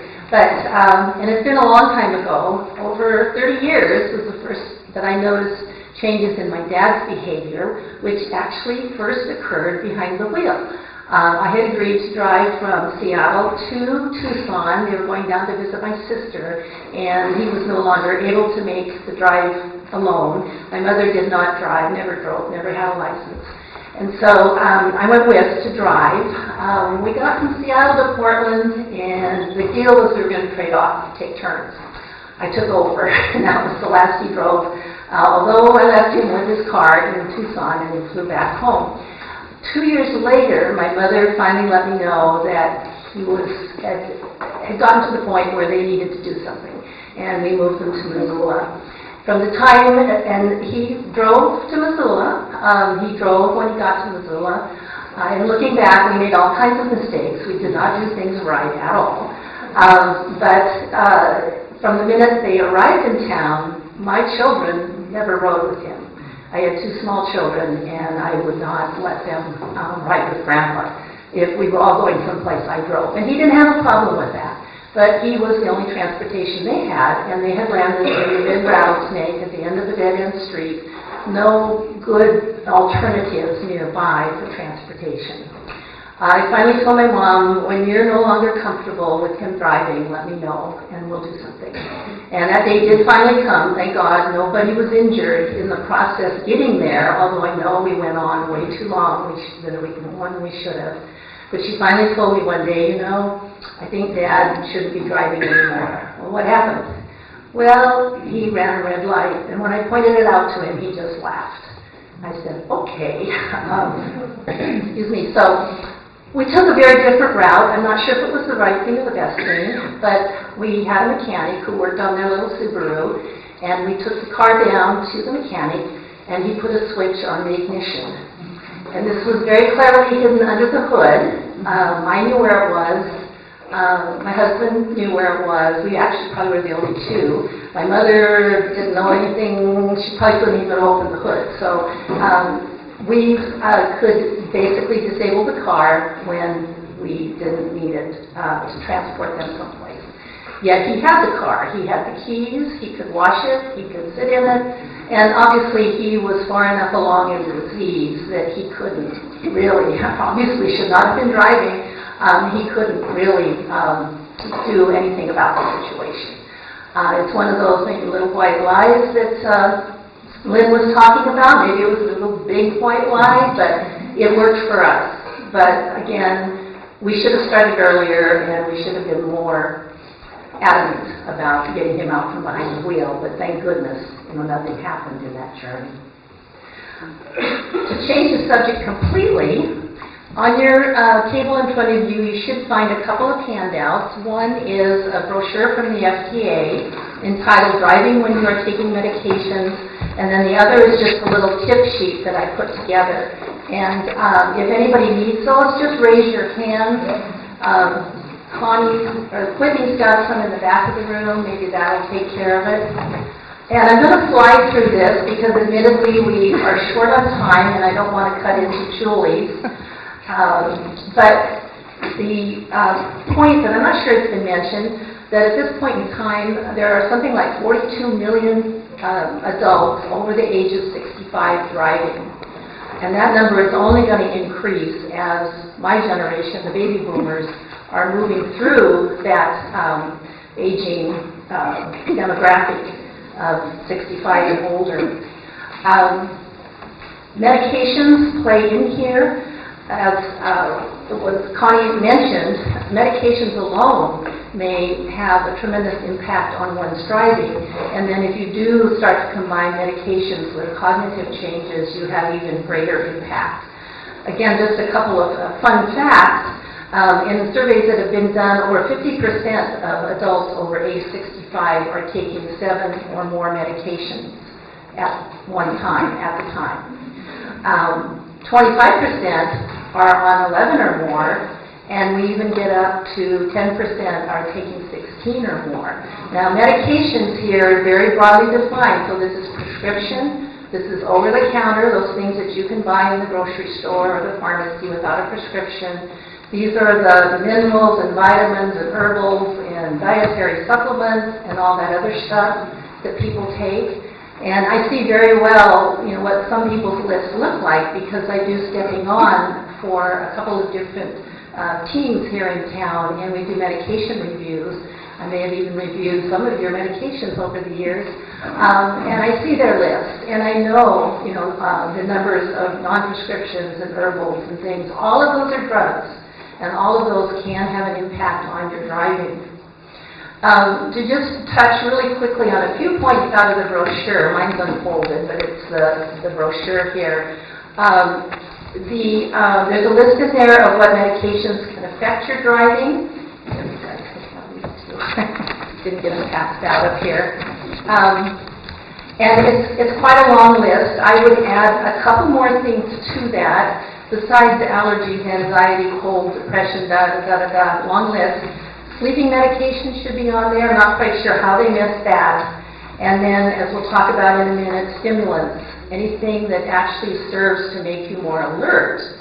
While it sounds contrary that would impact your driving, it can. And we'll come back to that shortly. Some of the things to look out for when you're on medications are that little list in the next column. And these are the things, the side effects that may hamper your driving. Things like sleepiness, blurred vision, slowed movement. Reaction time is a very important thing when you're driving. You've got to be able to hit that brake really fast or whatever it is, really quickly when something happens. And if a medication is slowing your reaction time, you're definitely going to have an issue. There's a neat little program, I guess you would call it, on the AAA website where you can actually measure your reaction time, how fast you can react to a change on a computer, and then they'll give you an average over 5 tries. So that was really interesting. I took a try of that, and I was a little surprised. I wasn't as fast as I thought I would be. The other thing to keep in mind is that very few of us are only on one medication. As I just mentioned, most people are taking multiple, and many of those will have the same side effects. So you might be on, let's say, an antidepressant, you might be on something for sleep, and you might also have allergies at this time of the year, so you're taking an allergy medication. All of those have similar side effects, and those compound each other, so they add up, and you can have even more, they can have more impact than each one would by itself. A couple of other things in that column entitled, "Can I still drive safely if I'm taking medications?" The answer is yes, and there's several things there that one would do in conjunction with their prescriber, whoever that might be. So, doses can be adjusted, timing of doses can be adjusted, so that if you get drowsy immediately after you take the medication, but you're fine at other times of the day, then that might be a medication you take at bedtime. You might be able to reduce the dose or replace it with something non-medicinal, diet, exercise, some other type of therapy. And then sometimes there are options. There may be a medication available that doesn't cause as much drowsiness or maybe none at all. I'll let you look at the rest of that on your own and flip over to the tip sheet that I put together, and we'll take a quick look at that. making sure that your prescribers, and I would also include your pharmacist, knows about all the medications you are taking. The time to be most careful is when you're starting a new medication or the dose has been increased on a medication, because that's when you're likely to experience side effects, including that drowsiness, dizziness, tiredness, whatever it might be. That's at least probably several days that you should wait and observe and see how you're going to react. And then if you do have drowsiness or some side effect that might impair your driving, give it a week. And it might be more than just 1 week, it might be a couple of weeks, but it may wear off. Sometimes those side effects do wear off as your body adjusts. And you may not actually have to worry about it after a period of time, but you do need to give it some time. Read your labels carefully. If you get a prescription and it has an effect on to cause drowsiness or dizziness. These are medications normally. Again, if we go back to that little list in the brochure, we're talking about conditions and situations usually where the brain or the central nervous system is involved. And so medications that affect the brain are going to be the ones that most likely are going to have the dizziness, drowsiness types of side effects. Now, there's some exceptions to that, but that's a good general rule. And if you see that warning about drowsiness or dizziness on your prescription bottle or on your over-the-counter label that you're looking at, then you need to proceed with caution. And not only be cautious about driving, but also about falls, because it also pertains to walking. If you're dizzy, drowsy, tired, you can have a fall very easily. A couple other things to just keep in mind. Many of us are on medications for blood pressure, high blood pressure, and they work usually well. Sometimes they work too well, and if your blood pressure goes too low, you can get into dizziness and even fainting spells. Similarly, with diabetes and blood sugar, if your medication is working too well, you can get into low blood sugar and have confusion and lightheadedness, dizziness, that sort of thing. All of those, of course, would be detrimental to driving. And as I mentioned earlier, stimulants such as caffeine, and that's excessive amounts of caffeine, probably not our usual amount that we might consume in a cup of coffee or a cup of tea, but if we've had 5, 6, 7 cups, and then we jump on the car and hit the road, we may be so jazzed up that you just can't concentrate well, can't pay attention to the fine details, may miss some important things that you need to observe if you're driving. I did include a little section there specifically on medications used to treat dementia. They aren't as bad as some, but we do still need to be careful with those huge word here now, acetylcholine esterase inhibitors, which are the Aricept, the Exelon, the Razodine. These are the drugs used in early Alzheimer's or other dementias to try to improve memory. Some of the side effects are similar to what we've been talking about, plus the problem that some people's hearts may go really slow, may have slow heart rate, and get into fainting spells with those. Everything else I have listed there, the Namenda, which is another drug used for Alzheimer's, as well as antidepressants and tranquilizers are often prescribed, have those effects on the brain, so we have difficulties with the drowsiness, dizziness sort of thing. And these are pretty significant effects. There's been some studies done that show that those side effects of these medications may be equivalent to what we would consider lethal intoxication or a blood level, alcohol blood level of 0.08. A single dose of diphenhydramine or Benadryl, which is a potent older antihistamine, is equivalent to lethal intoxication, at least for some people. So you do need to be extremely careful when you're dosing. Now, one nice thing about that is we have some newer drugs like Claritin and Allegra, which have a lot less drowsiness associated with it, so you can use those. The other unknown here in the equation is alcohol. And when you throw the alcohol, or now medical marijuana or recreational marijuana, cannabis, in on top of your medications, you're definitely compounding the situation. And again, increasing the risk of an accident. And just to end on a really high note here, depending on state law, you can be charged with a DUI, driving under intoxication, just solely on prescription drugs, if you're noticed to be driving haphazardly or illegally and get pulled over. Montana is one of the states that has that law against drug driving, and so you do need to be very cautious from that standpoint as well. The AAA does have the fact that almost 50% of fatal accidents involves prescription drugs. So it's not just the recreational drugs or the alcohol that we're concerned about, but it's clearly prescription and others as well. And with that, I will pass to Julie.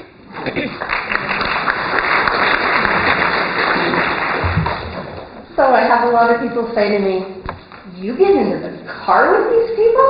And you say, well, the only reason I get in the car with these people is because I have a brake on my side of the car. So that helps. So at Community, we do a comprehensive driving assessment. That's a two-part. And initially, we have people come into the clinic, and I do some testing in the clinic. And then if all goes well there, then we will do a little trip on the road. One thing to know is that they have to drive in the hospital vehicle, which can be very difficult for some people because they're so used to their own vehicles. So that causes a little bit of stress for people, but I would make sure I give them time to adjust to that. As far as, I'll tell you a little bit more about what we look at, but the cost of doing a driving assessment at a facility like mine is a bit prohibitive because it's expensive, and Medicare does not pay for driving assessments because they do not believe that it's medically necessary. And unfortunately, a lot of the other insurances follow suit with Medicare. So we know that they are not going to get paid for. We encourage people who have supplementary insurances or private insurances to call ahead of time and see if they will cover that. If not, we have our clients sign, it's called an ADN form, that they will be responsible for the cost of this evaluation. And just to give you an idea, it's just under $500 right now. So it is pretty expensive. Are there alternatives? People can go to the DMV if they happen to have a license that's been expired or revoked from your physician. The DMV in Montana is the final say about driving in the state, which I don't necessarily agree with, but that's how it goes. So when people come in to see me, we do a series of tests on visual skills. All right? I'm really quick to tell people that I'm not an ophthalmologist. I'm simply screening visual skills like acuity, depth perception, peripheral vision. There are minimum standards for each of those, and one of the big ones is the visual acuity. Your vision needs to be at least 20/40 for you to be out on the road. And yes, there have been many times I've had people that couldn't even see the letters of 20/50 driving. What do I do when I see that? I go on and I test a few other things, because usually after they've done poorly with acuity, the other tests don't go very well. And at that point I say, I think it's really time for you to go see your eye doctor and have them do more thorough testing and see about your vision. We also test reaction time. We don't have a fancy simulator that you see in large facilities, but we have something that gives us an idea. If all goes well with those things, out on the road we go. One thing I can tell you is that all I can report on is how the person did that day in our vehicle. The next morning, they could get in their own vehicle and do something totally different. I'd like to think that once I've seen people drive out on the road and see their driving habits, that I can make some recommendations to them. I just recently had a lady who was diagnosed with mild cognitive impairment, and she did fine when we were out to Fort Missoula, and she did fine in some residential areas, but when we got on Reserve Street, she fell apart. And it was very hard for her to see that. She thought that she would be fine. we had to pull over and talk about, what happened. What does this mean for her with her driving? Maybe she just can be driving in lighter traffic areas in Missoula, which she was fine with. We knew she couldn't drive at night because of the test I did she could not do that test whatsoever. Maybe not drive in the busiest times of the day, and limit the places she goes to. And she didn't have any trouble with any of that. So I wrote all those recommendations in my report and sent it to the physician. And they're going to have a conversation about it. So I do my report, send it to the physician, and they have to have conversations with their client about that. One of the things I do, Tanya, or can you hand these out? When I have somebody that's diagnosed with mild dementia or mild cognitive impairment, I use this sheet of warning signs that is done by the Hartford, and it is in the Crossroads little brochure that Nancy has up here, and it talks about all those things that as family members, if you see these things happening with your loved one, it is probably time to have that conversation with the physician. There are two things on this sheet that they say people should immediately stop driving. And one of them is confusing the gas and the brake pedal. Yeah, that's a bad one. Have I had that happen? Yes, I have had that happen. And I have a brake, thank goodness. And stopping in traffic for no apparent reason. I have had people get out in the middle of an intersection and simply stop. They just shut down and they don't know what to do. And I have to tell you, as a driving instructor, it's very hard for me to get out of that situation, lots of horns and all that stuff. But those are some definite things. I did have a gentleman once drive all the way here from Phillipsburg because his doctor wanted him to have a test. He did okay on the in-clinic portion. I got him out on the road. He blew through 2 stop signs. He hit curbs. And I said, we need to be done. I will stop people if I don't feel like they're safe. And I drove back to the hospital and said, okay, what's your plan about getting home? Because I do not feel you're safe. And he was angry with me. It's okay if people are angry with me. They don't know me. And he said, I'm driving myself home. Okay. So I was very concerned. I watched him walk out to the parking lot. He couldn't even find his car. So I called the police because I had huge concerns about this gentleman driving himself all the way back to Phillipsburg. Yeah. So just another thing that I want to tell you that Tanya and I talked about earlier was, so what else can you do as one of your family members if you see some cognitive issues happening? They can come in and get some cognitive testing by an occupational therapist on standardized cognitive tests that have some predictive value with driving. There's 3 that stick in my mind that do have some predictive value. If they do poorly, we're probably going to know they're not going to do well out on the road too. So doctors can also write prescriptions to have some cognitive testing done before we even think about a driving test. Can you share what those tests are?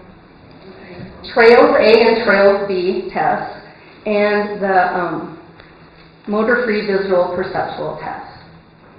Those are ones I'm familiar with. Yes. Hang on a second. Excuse me, I have a question for you and Ms. Gail. You're talking about driving and dementia and so on, and Ms. Gail talking about caregiving and so on. Because of the economy nowadays, in community hospitals and St. Patrick, think about certain nurses to say, okay, instead of having another job somewhere else, work as a caregiver, come to the house, talk to somebody. Hey, Fred, instead of being directed, you have dementia and don't drive. Use a little bit of common artist business. Say, hey, who's your favorite niece, nephew, grandson? Let them drive, practice, whatever, man. Or to suggest when we're telling you it's going to go to 5:30 Thank you very much, goodbye. Or the suggestion we given are taken in consideration. What do you guys think? Thank you. Asking your children, asking the grandparents to give the children a chance to practice driving, maybe, hopefully they have their license and not their, just, Besides that, yeah. the nurses can come in. Yeah, and Instead of can, having another job, being a caregiver for dementia or so on. So they get paid for it and they're in their field of work. asking about having caregivers come in, professionals. Is there anything you can And speak go to that? out driving with the person? Not driving, ma'am, but being going talk to the person at home. Talking to the person at home. There are It resources. could be a second job for them. Yeah. Economy the way it is. Oh, I understand. He's talking about having people come in to the home, and I think that's an issue that is something that we could talk about afterwards. In terms of driving, however, are there other questions for the panel related to driving? I'd like to make a comment. I left out the two most important things from my brother's journey, and that is that this is not a black and white situation. The experts say he's unsafe and he's a hazard on the road, but he has a desire for autonomy and independence, and so those two things have to be balanced out. What convinced him, besides the attorney, was I assured him that there would be resources available to him to getting to all of the events, all the activities that he said he wanted to continue to do. And he was very skeptical, but through both caregivers and friends, he was able to get to all the events. So it was a big trust factor. He gave up the keys, but he said, you've got to promise me that I'll be able to go everywhere that I want to go. And I said, I would make that promise. And so that was what finally he did. One of the things that I think is really important is to look at alternatives to driving. And I don't know if it's available here. I know it's available in Minneapolis, St. Paul, but it's a national number. It's called Go Grandparent. And it's online. And it's a group that if you don't have a smartphone or you don't know how to use a smartphone, it's a way for individuals, and I'd be curious, I'm sorry I didn't check on that earlier, I thought about it, because it would allow people to call a number and then they would call Lyft or Uber. Did you know something about it? Let me give you I'll give you the number in a second. I just wanted to say there are many people in this room who are a great resource for that because they're senior companions, and the clients they serve are homebound folks. So that is a service that we have in Missoula that we can offer to people when we're encouraging them to be more safe. Is call Missoula Aging Services, become a client, you'll get a senior companion. They can take you to those places you absolutely need to go. Thank you very much. And I think Missoula Aging Services resource specialists are incredible. Let me give you the GoGo grandparent, just in case it's helpful. I know it may work for Lyft or Uber.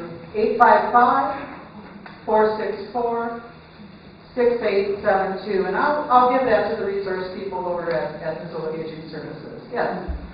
I gave up my car a number of years ago after few fiascos. I told my kids if they weren't going to have to take the car keys away from me, I was doing it myself. In Missoula here, we have another wonderful resource, and that is the senior van / paratransit service that the Missoula, the Mountain Line runs. 721-2848. That's how you get, you have to call in advance, at least a day in advance to get service. But one's going to pick me up at 12:05 and get me to my next event of the day very easily. And I really appreciate this service, especially since public transportation is free here in town. We, the citizens who drive, are grateful for your intelligence. Okay. Julie, I just have a question. $500. Are there programs if someone can't afford that cost that help fund that, or any comments on that? You know, not that I am aware of. There is a program called the Brandon Foundation, and I know that Tamara knows about that. It's always possible to, put in an application. I don't know if they've ever done it for driving evaluations, but also realize. I wrote a grant and they did. There you go. And also just remember that community, even if you have to pay out of pocket, you can make payments. It's not like you have to pay it all up front. Tamara?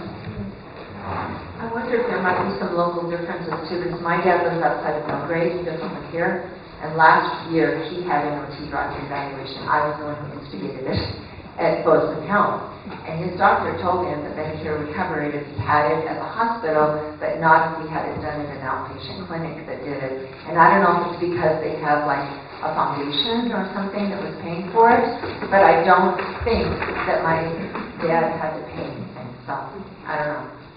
We'll check. It's very important to talk to your insurance companies beforehand and make sure that happens. Any other questions? One thing that you might find helpful, the American Occupational Therapy Association has a information for older drivers. It's www.aota.org/olderdriver.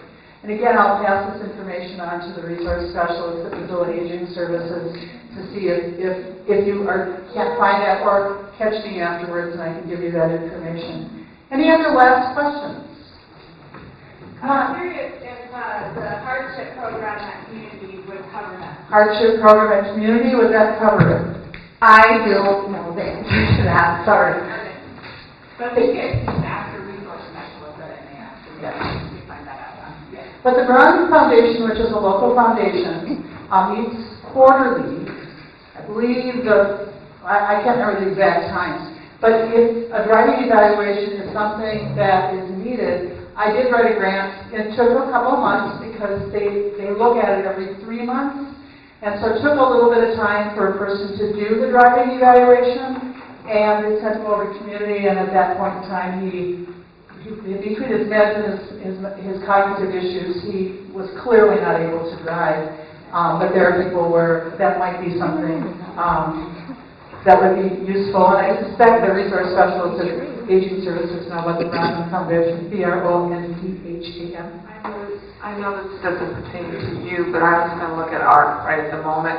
You would think that maybe ARC could start pushing something for the insurance and Medicare, because it would save insurance companies money to have less accidents because people aren't supposed to be out there. Is that happening right now?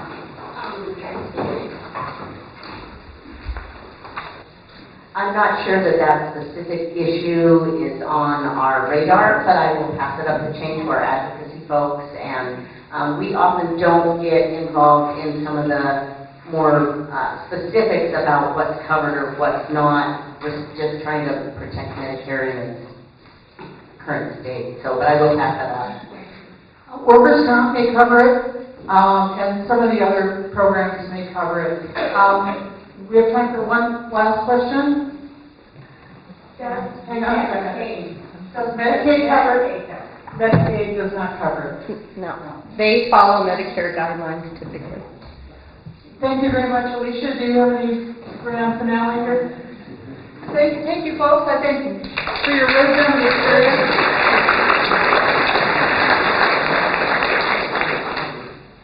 If anyone has questions and follow-up to the workshop, for example, gosh, is there funding out there for a driver checkup? Please call Missoula Aging Services and set up an appointment with a resource specialist, and they will assist you with researching those questions. Thank you for coming today. Thank you to all of our partners and all of the volunteers that made this workshop possible. I encourage you to stick around to visit the tables for a few minutes. Also, if you have paper in front of you that you would like to recycle, Kathy has a basket in the back. drop it in there. You can drop any of your evaluations or forms in there, and we'll sort it through.